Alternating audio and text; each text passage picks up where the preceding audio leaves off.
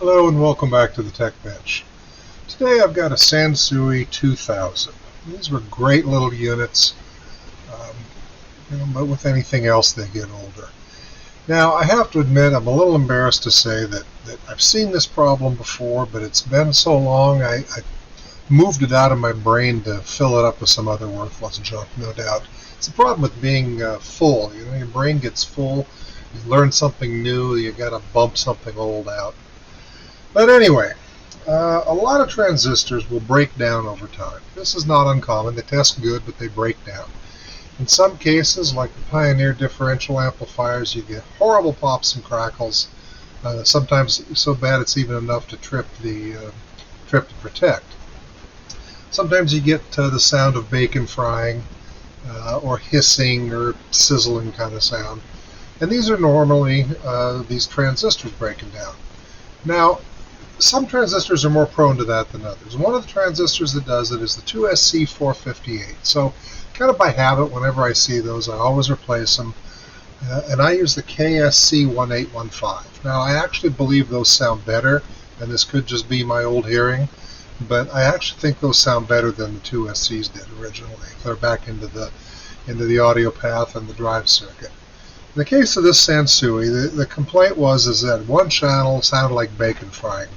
You could hear something in the background, but it was just sizzling kind of a sound. So sure enough, this had two SC458s in there, and of course, me being the person I am, I found them, replaced them, and figured, oh good, I'm done. Time to clean things up and align it, and we're good to go. And turned it back on, it was doing the exact same thing. Well, this is something that I've seen before, like I say, but I put it out of my head, and I totally spaced it. So to try to save you the half hour, 45 minutes of troubleshooting that I spent before I went, crap, now I remember. What happens on these Sansuis, something I can point with, is these pots get a little dirty. There's two of them on here. One of them's DC offset, one of them's bias.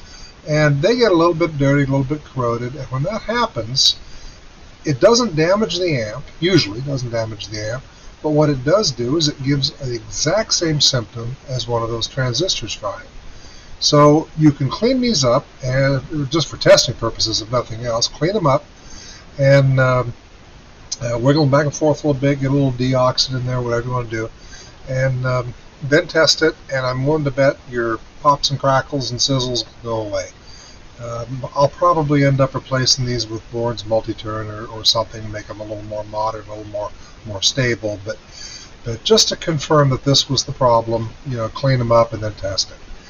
And that, like I say, was considerably more time than I needed to spend on this thing. But sure enough, that was the problem. Totally forgot about it over the years. Hopefully this will save you a little bit of time.